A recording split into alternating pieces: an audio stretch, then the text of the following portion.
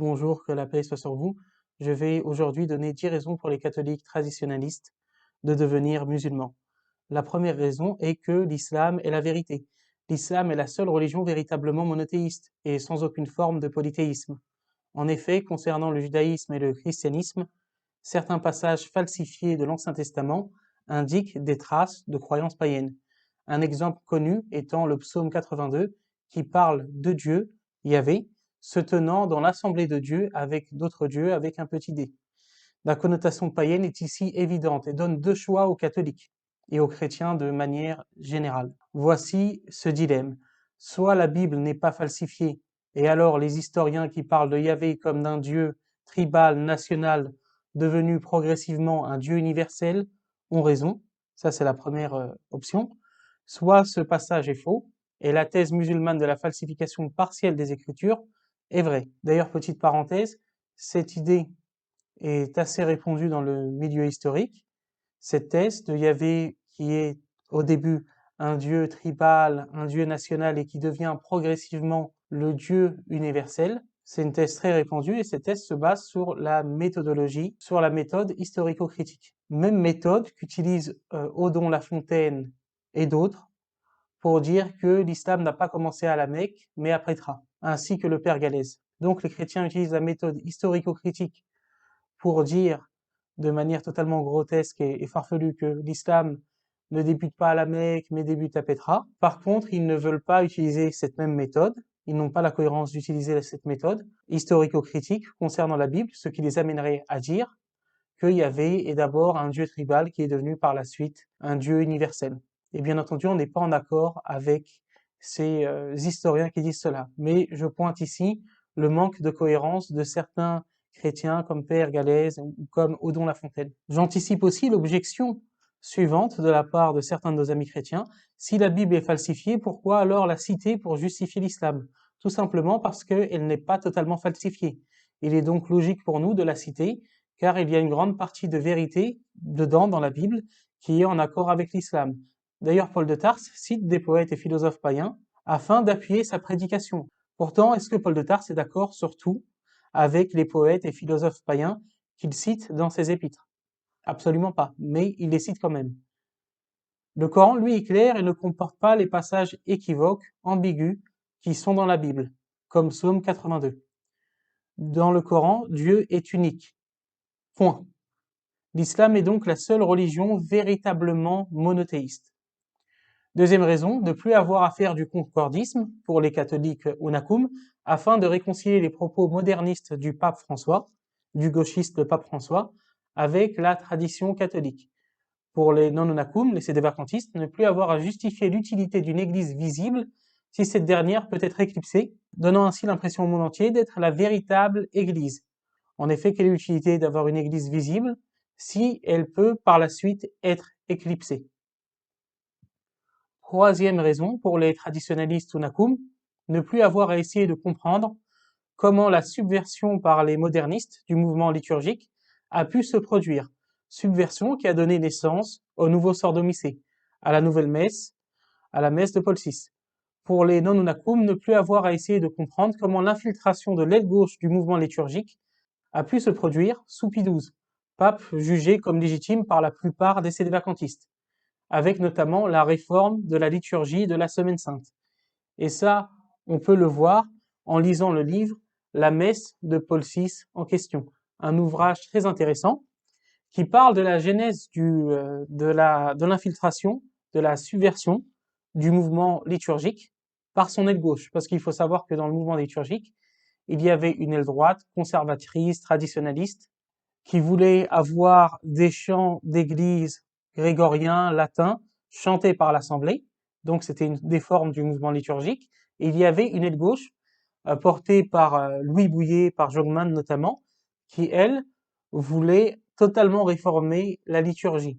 Et ce sont eux qui ont gagné, notamment avec Sacrosanctum Concilium. Et cette infiltration a pris du temps, mais a véritablement commencé à porter des fruits sous le pontificat de Pie XII. Je vais vous citer à ce propos un passage du livre de l'abbé Secada sur la Semaine Sainte.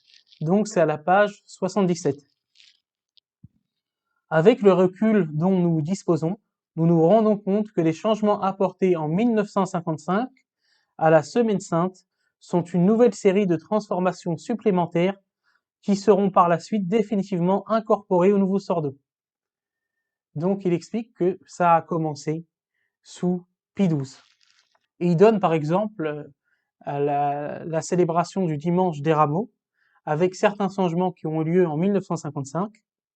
Dans le rite de 1955, la messe sèche a disparu. Introit, collecte, épître, réponse, évangile, préface et sanctus.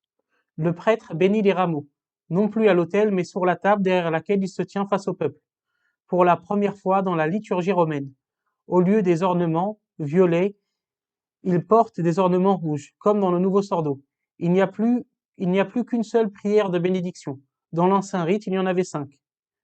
Des réformateurs ont aboli la cérémonie mystique qui se tient pendant la procession, à la porte de l'église. Les chœurs se répondent en alternance, à l'intérieur et à l'extérieur de l'église, puis le prêtre frappe à la porte pour symboliser le Christ, cherchant à entrer dans la ville sainte, dans la cité sainte. Dans le nouveau rite, après la procession, le prêtre chante la collecte finale face au peuple, dos tourné au tabernacle. Les prières au bas de l'autel disparaissent complètement de la messe, et le prêtre monte à l'autel pour l'encenser. S'il y a d'autres ministres pour assister le célébrant, ce dernier ne lit pas les lectures, mais s'assied pour les écouter. Dans le récit de la Passion, on nommait au début l'onction de Béthanie et à la fin la faction des gardes au tombeau. À la fin de la messe, on ne lit pas le dernier évangile. Comme pour la veillée pascale de 1951, parce que ça commence déjà en 1951, nous voyons apparaître certains changements qui figureront dans la messe de Paul VI. Abolition des cérémonies à portée mystique, rite face au peuple, diminution du nombre de prières de bénédiction, rôle passif du prêtre pendant les lectures de la Sainte Écriture, suppression des prières pénitentielles au début de la messe, parce qu'une cérémonie a précédé, et enfin abandon du dernier évangile. Donc on voit ici que les changements ont commencé sous Pie XII. Et donc ça pose une difficulté à nos amis sédévacantistes qui pour la plupart jugent que Pie XII est un pape légitime, bien qu'il y ait des sédévacantistes qui expliquent que le dernier pape légitime est Pie XI. Mais ils sont minoritaires. Quatrième raison, ne plus avoir à se disputer dans le cadre du mariage concernant les préférences liturgiques de l'un ou de l'autre. Au sein de l'Église catholique, même avant Vatican II, plusieurs rites cohabitaient, notamment latin, rite tridentin et rite lyonnais, et plusieurs rites orientaux. Donc il suffisait que dans un couple, une personne ait une préférence pour l'un ou l'autre rite, et ça pouvait causer des difficultés. En islam, il n'y a qu'un seul rite pour la prière. En dehors des petites divergences, c'est les 4 grandes écoles. Donc les discussions et disputes liturgiques n'ont simplement aucun rapport en intensité entre les deux religions. L'islam, c'est l'unité, notamment dans la prière. Nous, les musulmans sunnites, bien qu'il y ait parfois des divergences entre nous, on prie ensemble. 5e raison, plus besoin d'angoisser pour la confession. Le sacrement de réconciliation engendrant souvent des troubles, comme par exemple des personnes qui ont toujours peur de ne pas avoir confessé l'ensemble de leurs péchés, et qui vont à chaque fois revenir vers leur confesseur, vers leur prêtre, afin que ces derniers leur donnent l'absolution, certains venant plusieurs fois par semaine pour se confesser, et fatiguant d'ailleurs les prêtres. Un exemple connu étant Luther qui fatiguait ses confesseurs, avant, bien entendu, son rejet de Rome à l'époque où il était moine. Alors qu'en islam, le repentir est uniquement devant Dieu. Se repentir en islam est l'équivalent de la contrition parfaite dans le catholicisme, contrition parfaite qui se déroule par exemple en cas de Covid, en l'absence de prêtre, pour donner l'absolution, ou en cas de situation exceptionnelle, sauf que dans le catholicisme, il y a la condition d'avoir l'intention de se confesser au plus vite, dès que possible. La contrition parfaite dans le catholicisme, c'est pour celui qui n'a pas accès à un prêtre pouvant le confesser. En islam, le repentir est entre le croyant et Dieu, avec bien entendu plusieurs conditions. Il y a par exemple la sincérité, le fait d'arrêter immédiatement le péché, le fait de prendre la ferme résolution de ne plus recommencer, rendre le droit de la personne d'autrui si le péché implique une autre personne. Donc par exemple dans le cas d'un vol, si vous volez, il vous faut vous repentir en remplissant les 3 premières conditions, plus le fait de rendre son droit à celui que vous avez lésé. Cela règle énormément de problèmes. La manière de se repentir en islam règle énormément de problèmes, des problèmes qui existent dans le catholicisme, mais non pas dans l'islam. 6e raison, qui découle d'ailleurs de la 5e, plus besoin d'avouer des péchés honteux, notamment pour une femme, devant un prêtre. Il faut savoir que selon le catéchisme de Pie X, le fait de volontairement cacher des péchés mortels au prêtre lors de la confession est un sacrilège. La personne devant ajouter selon Pie X ce sacrilège à la liste de ses péchés à confesser lors de sa prochaine confession. Septième raison, pouvoir avoir une vie sexuelle épanouie dans le cadre du mariage sans devoir jongler entre la position de l'Église sur la contraception, position confirmée dans Humanité, et l'inefficacité et la lourdeur des NFP, The Natural Family Planning. Cela permet, comme le dit Paul, de se préserver de la tentation. Dans le premier épître aux Corinthiens, chapitre 7, verset 5. Puisque dans la Bible, Paul dit que le fait d'avoir des rapports, de ne pas se priver sauf pour raison de prière, de ne pas priver son partenaire sauf pour raison de prière, de jeûne, est une manière de résister à la tentation. Autrement, le diable pourrait vous piéger. Et d'ailleurs, l'Église catholique reconnaît deux aspects à la sexualité humaine, l'aspect unitif et l'aspect procréatif. Mais l'aspect unitif et l'aspect qui est de résister à la tentation est mis à mal par les règles très sévères de l'Église catholique qui interdit certaines pratiques. On reviendra sur ça dans une autre vidéo si Dieu le veut. Huitième raison, l'islam étant beaucoup moins divisé, 85 à 90% du monde musulman est sunnite, alors que seulement 50% du monde chrétien est catholique, vous vivrez une fraternité plus grande et plus belle, avec beaucoup moins de divisions. Alors que vous soyez unakum ou non unakum, nous vous dirons bientôt, si Dieu le veut, Assalamu alaikum. Neuvième raison, plus besoin d'avoir peur d'un nouveau traditionis custodes ou d'un nouveau desiderio desideravi. Donc ce sont deux textes du pape François sur la liturgie.